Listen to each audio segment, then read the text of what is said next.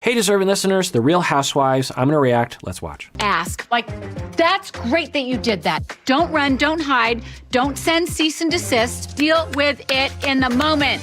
I'm going to be me. And if that's great, it's good. If it's not good, you'll tell me. Okay. We'll have a good time with everybody and this group and whatnot, but you do what feels safe for you. Will do. Great. Yeah, that is a wonderful attitude to have. We'll see how it plays out.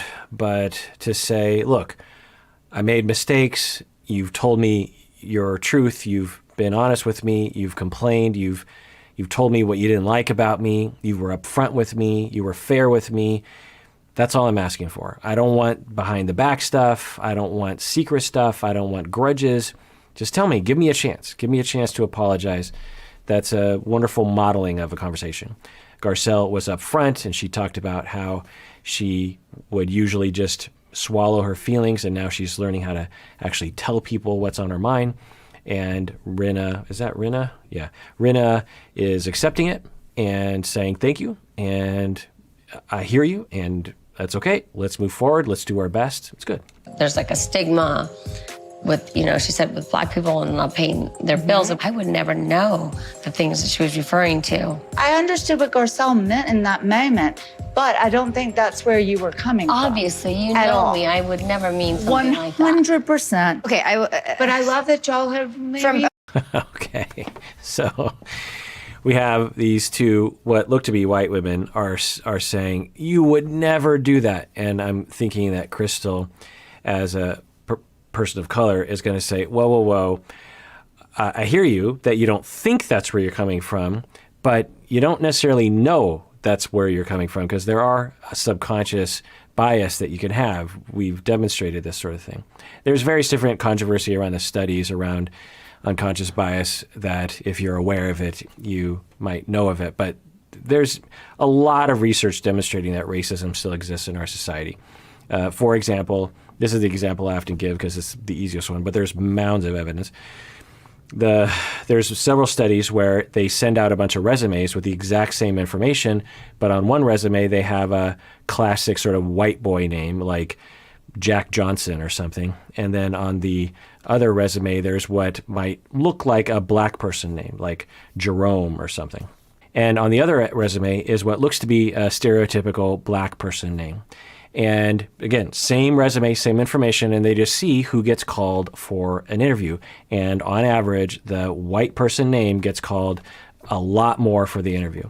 So, and that's just one data point among thousands of data points pointing towards bias. Now, did the evaluator, when they were looking at the resume, go, oh, Black person name? No.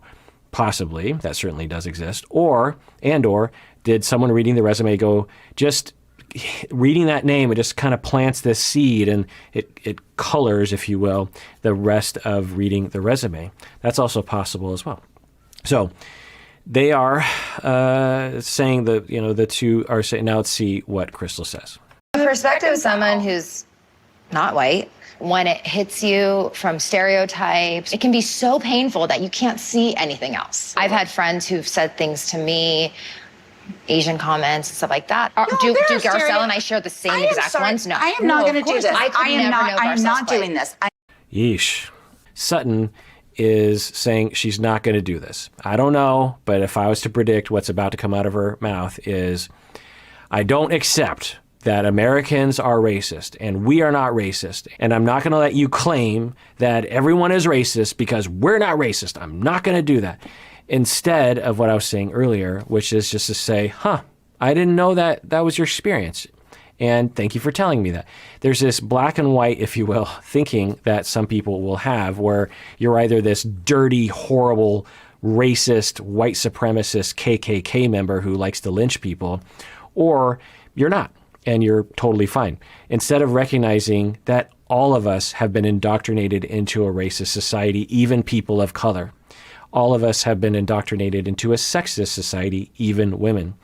So just understanding that is hard for some people, and I get that. Not everyone has gone to a lot of classes on the research in this area and the thinking and the philosophy and hearing about other people's stories. Some people can be very cloistered in their particular privileged world, and they are inundated with a lot of news channels that might, or Facebook feeds that might brainwash them into a lot of not so great thinking. So let's see what Sutton says here. I'm going to tell you right now. You're not doing what? I am not talking about racial stereotypes when I am. Well, it's easy for you not to. So I get where Crystal is coming from, but if I were Crystal, that's her name, right? Crystal? She's not on the thing because she's new, I guess. Or anyway, pretty sure her name's Crystal. The Chinese American woman. If I were her, what I would say to Sutton is, yeah, I'm with you. You know, what I'm hearing you say is, and I don't know what Sutton is saying exactly, but you want to listen and empathize. I get you. I'm on your side. And we can all agree that our society tends to look at people differently. Not everyone, but on average, people are looked at differently. And so we can agree on that, right? So usually I try to start there. Let's see how this conversation goes. See, this sorry, is that's why. actually not true. You probably you have a lot. Everyone Because does. what? I'm a Southern white girl. Do you want to talk about when I see dumbass rednecks on the TV and Yes, I that's wanna know supposed to about be that. me? I Yes. also have a stereotype, but I don't want to bring it up. We are. That's fine. She is saying that she's from the South and she doesn't like when rednecks are ridiculed on the television or in jokes or on the internet. That totally fine. Bring that up. That is actually another form of oppression. White people can be, certain groups of white people can be oppressed. People who are struggling with poverty, who are white, are oppressed. So that's fine. Now, on average, are you being oppressed as much as people of color are? Probably not. How do you gauge that? How do you measure that sort of thing?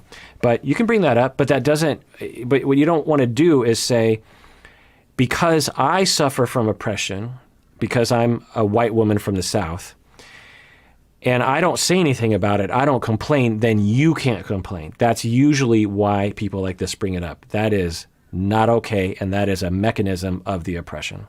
Educated. That's insane. We are traveled. It's not insane. It is You called. just want to, are you one of those people that you 2021. don't see color? Tell me you're that girl. I don't see color. So let me talk about that comment. I'm old enough to see the evolution of that saying, I don't see color. When I was very young, everyone saw color. And there was a lot of overt racism in the 70s and, of course, before that.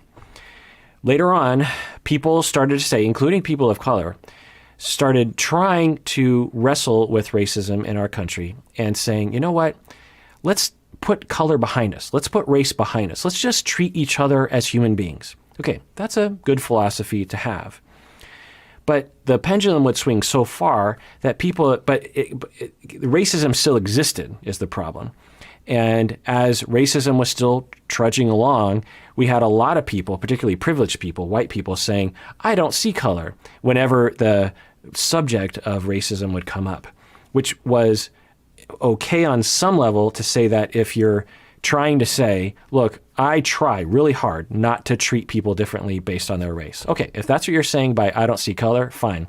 But if you say I don't see color in a message of like, I don't want to talk about race, or I don't recognize racism, or I don't recognize that race exists, well, that's fine from a place of privilege. But if you're a person of color, we live in a world of racism every day and we can't get away from it. So yes, we would love not to see color as well, but the world sees the color in us. And so which one is Sutton saying? And Crystal is kind of shortening a little bit, because I've actually had conversations like this with white people. I actually had a professor that said this in class. He's like, I don't see color. I'm married, he's a white guy. I'm married to an Asian wife. As if, you know, that's the ignorant things that people will say, white people will say sometimes as a way of getting out of having to talk about this sort of thing. They're like, I have a black friend. You can't accuse me of racism. Or I don't see color, so, you know, I don't know what you're talking about. And, you know, I understood him. I liked him as a professor. And so I had a talk with him. And I was like, let me explain why what you said on one hand is fine, but on the other hand is not. I don't know what Crystal's going to say here, though.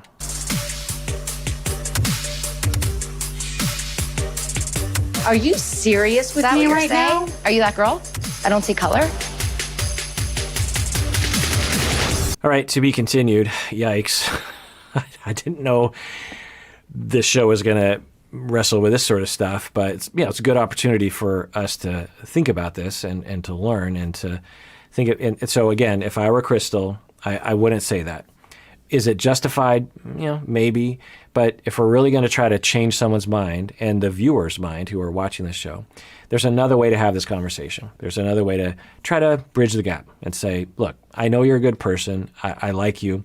And I'm sure you don't mean to be racist. I'm sure you don't mean to oppress other people. But let me tell you how some of the language you're using is inadvertently, not your fault. You're not trying to do it, but is inadvertently hurtful to me. Is inadvertently, it pains me when I hear you say X, Y, and Z. That's the way you want to talk. People on the internet and on TV shows, they'll typically accuse you're being racist. Okay, you just said a sexist thing. You are a misogynist, or whatever the thing is. You're transphobic. Instead of saying what you did, it hurt me. If you say it like that, which is hard to do because it's vulnerable, then it at least gives the other person a chance to go, oh, I didn't mean to hurt you. That hurt you genuinely. That really hurt. I didn't want to hurt you. Human beings, 99% of us, have a heart, and we don't like it when we hurt other people. We actually feel bad. We want to help. But when we're accused of something, you are a racist, you are a sexist, well, that puts people on their heels, especially if they don't understand what that label even really means. And they haven't gone to universities to study history and politics and all this research. And so a good place to start, if you can, is a place of vulnerability. Or what Garcelle did earlier with Kyle, which is, let me tell you what it's like for me. We're in different worlds. You're in the white world, I'm in the black world. Let me tell you what it's like for me and give you a chance to understand what it's like to be in my shoes. So Crystal isn't really doing that. She's just going on the attack, knowing that she could corner Sutton, I think, with a certain tactic, which you could say is justified. But is it going to change Sutton? I don't know. I guess we'll see next week. All right. Well, that does it for that episode of Psychology in Seattle. Everyone out there, please take care of yourself because you deserve it. You really, really do.